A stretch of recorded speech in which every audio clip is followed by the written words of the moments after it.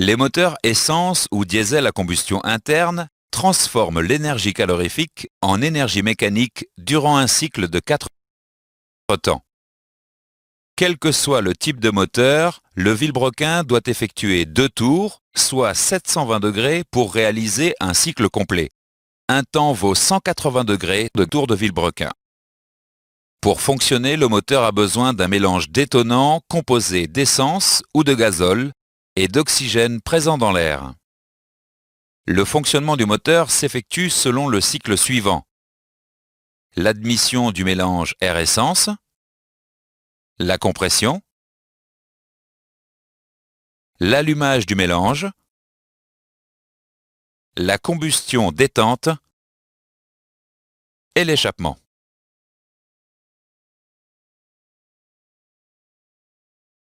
Dans un moteur diesel, la combustion du mélange s'effectue par simple compression suivie d'une injection de gazole.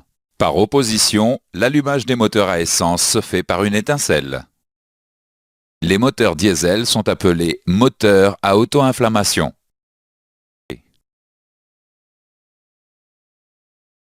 Le fonctionnement se fait selon le cycle suivant. L'admission, la compression, l'injection du gazole, la combustion détente et l'échappement.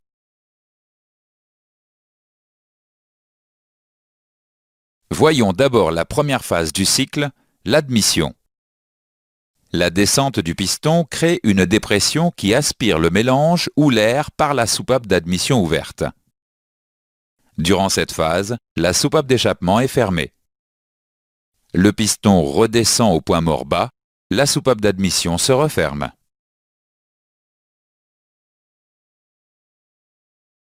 La seconde phase est la compression. Les deux soupapes sont fermées.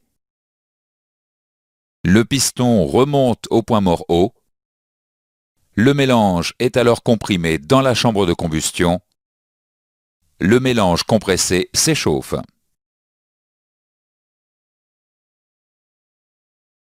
La troisième phase est la phase de combustion détente. Les soupapes sont toujours fermées. Le piston est au point mort haut. Le mélange s'enflamme. La détente chasse le piston vers le bas, c'est le temps moteur. L'énergie calorifique est ainsi transformée en énergie mécanique.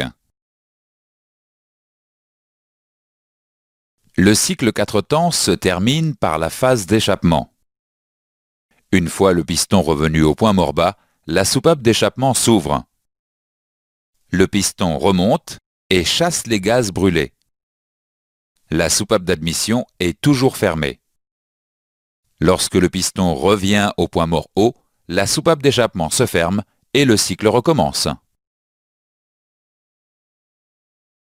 Dans un moteur à 4 cylindres, les cycles d'admission, de compression, de combustion détente et d'échappement sont décalés sur chaque cylindre. La distribution synchronise le mouvement des arbres à cames et du vilebrequin. Les pistons se déplacent de manière séquentielle, assurant la continuité de la rotation du vilebrequin. L'ouverture et la fermeture des soupapes est synchronisée par rapport au mouvement des pistons. Les moments d'ouverture et de fermeture des soupapes dans le cycle 4 temps vu précédemment sont théoriques. En réalité, l'ouverture et la fermeture des soupapes sont décalées pour optimiser les performances du moteur. L'épure de distribution représente les valeurs d'avance à l'ouverture et de retard à la fermeture des soupapes.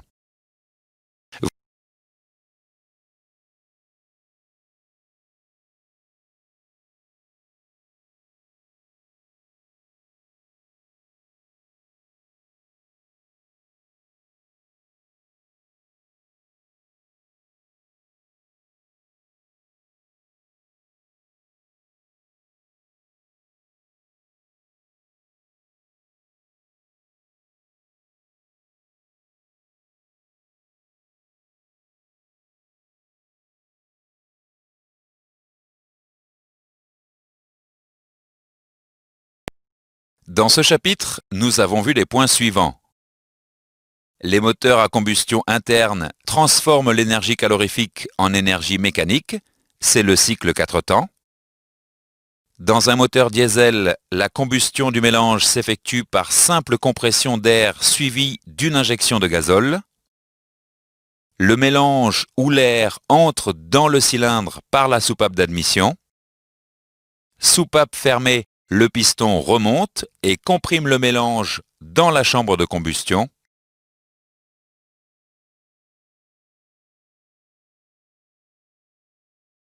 Lors de la combustion, le mélange comprimé s'enflamme, l'énergie calorifique est transformée en énergie mécanique. Le cycle 4 temps se termine par la phase d'échappement. Les cycles sont décalés sur chaque cylindre. Les pistons se déplacent de manière séquentielle, assurant la continuité de la rotation du vilebrequin. L'épure de distribution représente les valeurs d'avance à l'ouverture et de retard à la fermeture des soupapes.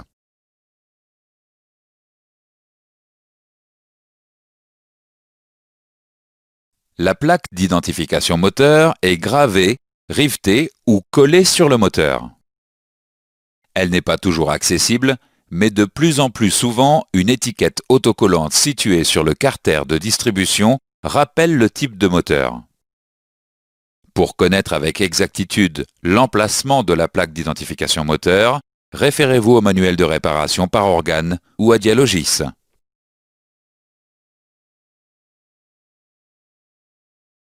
Voici la description d'une plaque d'identification moteur. Nous allons d'abord détailler le type moteur qui est ici G9T. Le premier caractère à gauche correspond à la gamme moteur. Dans notre exemple, la lettre G correspond à un moteur avec un carter fonte, des chemises sèches et une culasse en aluminium. Le deuxième caractère symbolise le type de culasse. Dans l'exemple, le chiffre 9 correspond à une culasse de moteur diesel à injection directe.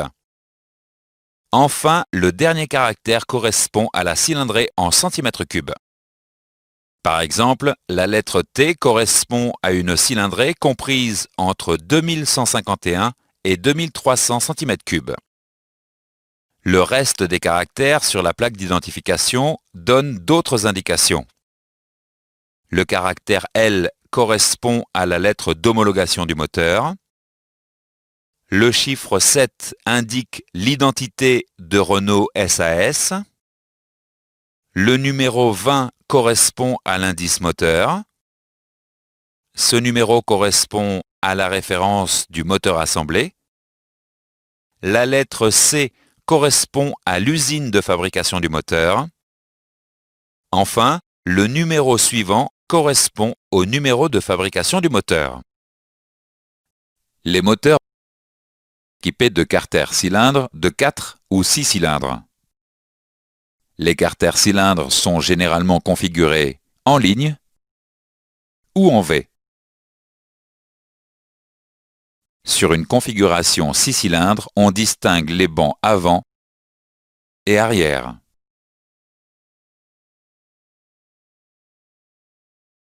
Dans ce chapitre, nous avons vu les points suivants. La plaque d'identification moteur est localisée sur le moteur. Une étiquette autocollante située sur le carter de distribution rappelle le type du moteur. L'identifiant du moteur indique notamment le type et l'indice du moteur ainsi que son numéro de fabrication.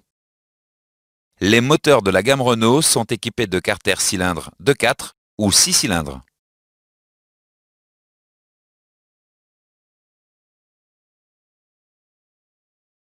Voyons maintenant les éléments fixes du moteur. Le moteur est principalement composé des éléments fixes suivants. Le carter cylindre, le carter d'huile ou carter inférieur, la culasse, le couvre-culasse, le collecteur d'échappement et le collecteur d'admission.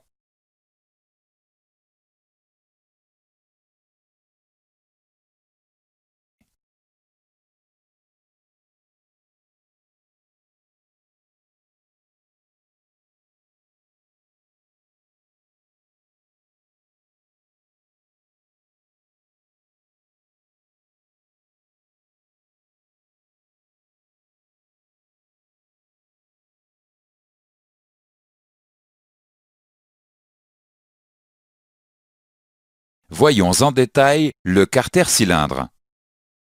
Le rôle du carter-cylindre est de résister à la combustion des gaz et d'évacuer la chaleur. Le carter-cylindre est composé de cylindres balayés par les pistons et de canalisations de refroidissement et de graissage qui évacuent la chaleur et assurent la lubrification des éléments mobiles. Les carter-cylindres ont longtemps été emboutis ou chemisés, mais sont aujourd'hui usinés. Les carter-cylindres sont principalement en fonte et parfois en alliage léger.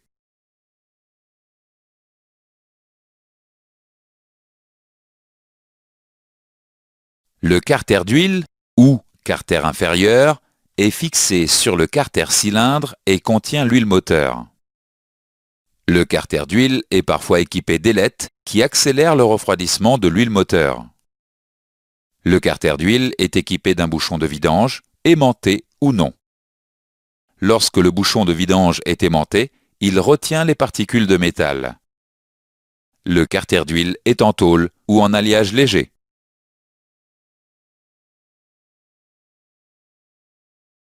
Le rôle de la culasse est notamment d'évacuer une partie de la chaleur de la combustion des gaz. La culasse coiffe le carter-cylindre et est équipée des soupapes et des arbres à cames. La culasse est constituée des éléments suivants: des chambres de combustion dans lesquelles se trouvent les bougies de préchauffage ou d'allumage, des orifices d'admission des gaz frais, des orifices d'échappement des gaz brûlés et un réseau de conduits de refroidissement qui communique avec le carter-cylindre. Les culasses sont généralement en alliage léger. Vous pouvez déplacer le curseur de votre souris sur les éléments pour les identifier.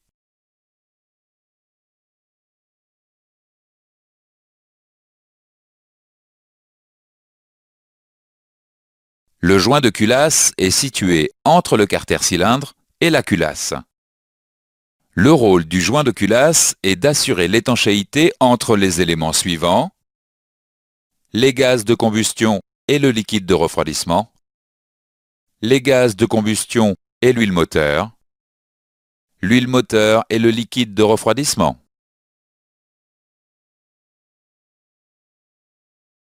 Le couvre-culasse est fixé sur la culasse et remplit la fonction de carter d'huile supérieur du moteur.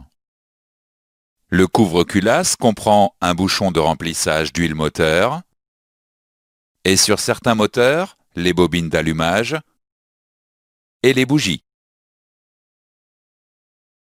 Sur certains moteurs, le couvre-culasse participe au positionnement des arbres à cames. Dans ce chapitre, nous avons vu les points suivants. Les éléments fixes du moteur sont principalement les carters, la culasse et les collecteurs.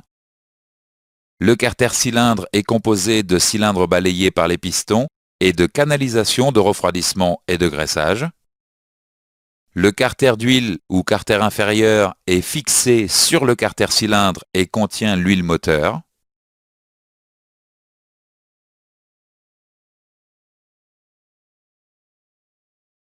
La culasse coiffe le carter-cylindre et est équipée des soupapes et des arbres à cames. Le couvre-culasse est fixé sur la culasse et remplit la fonction de carter d'huile supérieur du moteur. Les éléments mobiles du moteur sont les suivants: les pistons et leurs segments, les bielles et leurs coussinets, le vilebrequin, les arbres à cames, les soupapes, la distribution et le décaleur de distribution, et sur certains moteurs, les arbres d'équilibrage.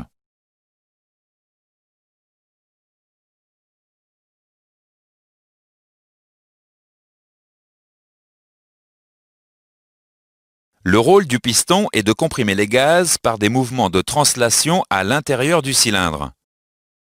Le piston est composé des éléments suivants: une tête de forme cylindrique de diamètre légèrement inférieur à celui du cylindre, une jupe qui permet son guidage dans le cylindre, un axe en acier traité pour résister aux efforts de flexion qui assure la liaison avec la bielle, le piston émoulé, parfois en fonte mais généralement en alliage léger.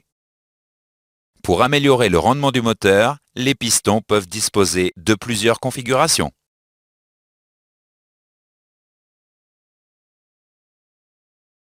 Le piston comporte 3 types de segments qui sont des anneaux circulaires en fonte douce, parfois en acier, et pourvus d'une fente qui leur donne une certaine élasticité. Le segment pare-feu empêche le passage des flammes vers le carter d'huile. Le segment d'étanchéité assure le maintien de la compression des gaz. Et le segment racleur d'huile empêche les remontées d'huile vers les chambres de combustion.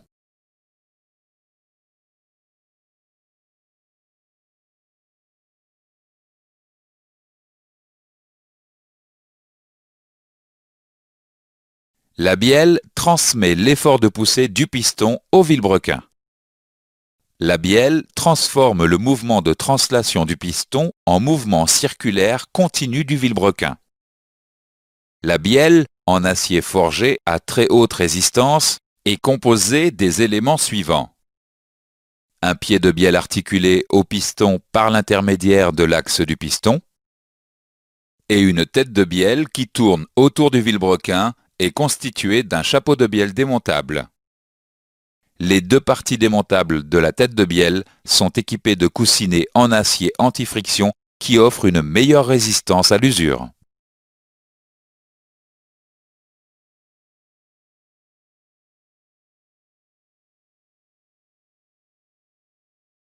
Le vilebrequin transmet l'énergie mécanique à la distribution et à la transmission.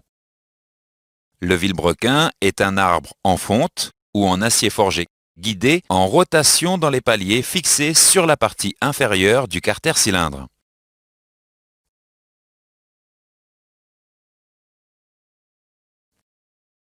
Les manetons assurent la liaison des bielles au vilebrequin et subissent un traitement mécanique spécialisé pour assurer leur longévité.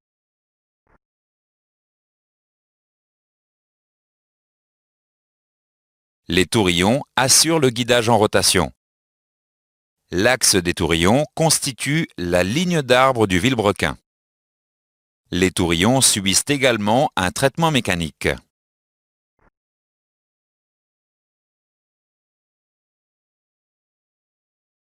Les canalisations assurent le graissage des paliers des manetons et des tourillons. L'arbre à cames est un arbre comportant les éléments suivants. Des excroissances en acier traité appelées cames et des paliers ayant subi un traitement mécanique pour favoriser leur longévité. L'arbre à cames est monté principalement sur la culasse et parfois sur le couvre-culasse. L'arbre à cames commande l'ouverture et la fermeture des soupapes. Le vilebrequin entraîne les cames en rotation par l'intermédiaire de la distribution. Lorsqu'il y a 2 arbres à cames, le premier commande les soupapes d'admission, le second les soupapes d'échappement.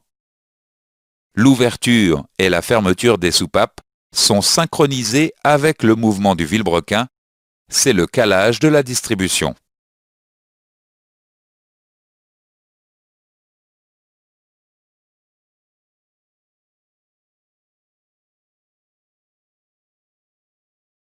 Un numéro d'identification est gravé sur l'arbre à cames. Les 3 premiers caractères indiquent le type du moteur. Le caractère suivant permet de distinguer l'arbre à cames d'admission A de l'arbre à cames d'échappement E. Les derniers caractères sont utilisés par le fabricant.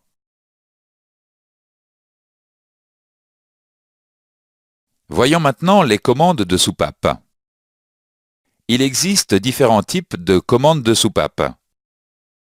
À culbuteur simple à patins, à culbuteur simple ou double à rouleau, à poussoir muni de cale et à poussoir monobloc.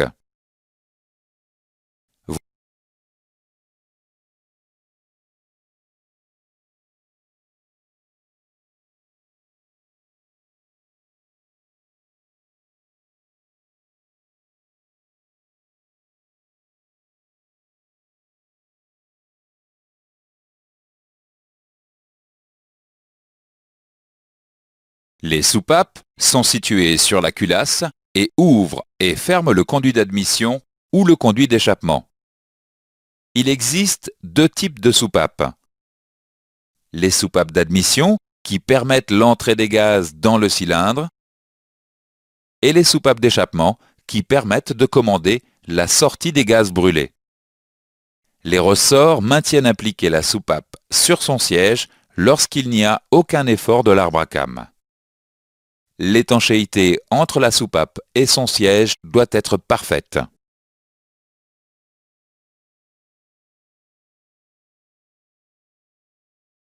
Les arbres d'équilibrage permettent de réduire les acyclismes du moteur générés par les efforts dus à la combustion. Les arbres d'équilibrage tournent 2 fois plus vite que le vilebrequin car il existe 2 retours au point mort haut par tour de vilebrequin. Les arbres d'équilibrage sont constitués principalement des éléments suivants: 2 masses d'équilibrage, une couronne d'entraînement et une cassette d'équilibrage.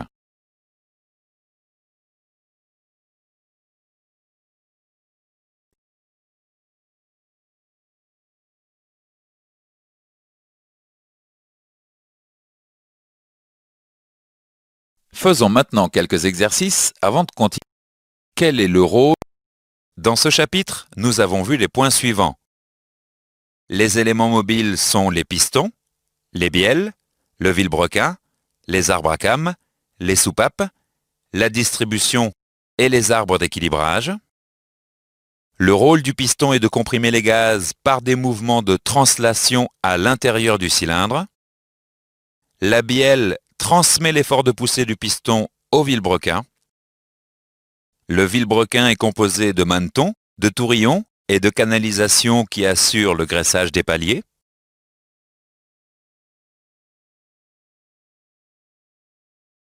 L'arbre à cames est un arbre comportant des excroissances appelées cames qui commandent l'ouverture et la fermeture des soupapes.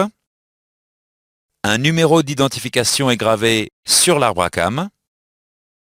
Il existe différents types de commandes de soupapes: à culbuteur simple à patin, simple ou double à rouleau, à poussoir muni de cale et à poussoir monobloc. Les arbres d'équilibrage permettent de réduire les acyclismes du moteur.